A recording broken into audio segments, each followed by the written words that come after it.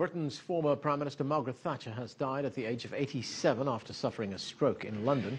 Prime Minister David Cameron described her as the greatest peacetime leader. The Queen has expressed sadness over her death. Baroness Thatcher was the country's first and only woman to hold the office. She was Prime Minister from 1979 to 1990.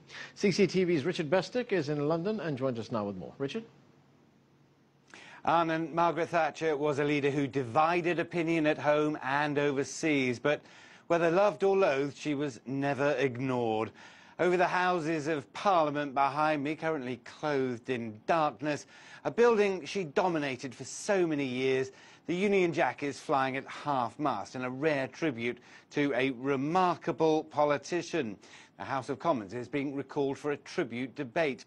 Her political legacy undeniable, and as the tributes pour in, her memory writ large.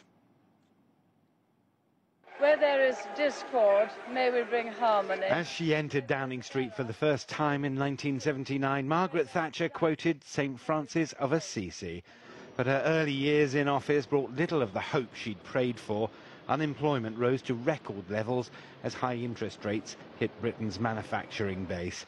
Always resolute, she rejected calls for a policy U-turn. The ladies not for turning. That resolve was tested when Argentina invaded the Falklands British protectorate. In Argentina, Las Malvinas. Against apparent military logic, she sent a 25,000-strong task force 8,000 miles south and had the occupying Argentine troops ejected.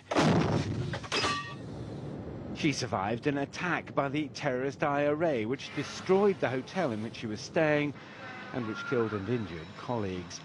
When she turned her attentions to the miners' union, those she described as the enemy within, conflict was bitter, while her battles with Europe and Brussels were legendary. She felt more at home with the US and President Ronald Reagan, two leaders with the strongest of bonds and the greatest antipathy to the Soviet Union. Although ever the pragmatist, she described Mikhail Gorbachev, the last leader of the Soviet Union, as a man with whom she could do business. It was pragmatism, too, that saw her negotiate an end to Britain's control over Hong Kong, and with Chinese leader Deng Xiaoping herald a peaceful handover. Her third election victory, making her the longest-serving British Prime Minister of the 20th century, saw her powers decline. Her ideas for a poll tax caused the worst riots ever seen on Britain's streets. The resolve that had served her so well in her early years were being seen as intransigent. She lost the support of government colleagues and departed Downing Street having never lost an election. Margaret Thatcher didn't just lead our country, she saved our country. And we should never forget that the odds were stacked against her. She was the shopkeeper's daughter from Grantham who made it all the way to the highest office in the land.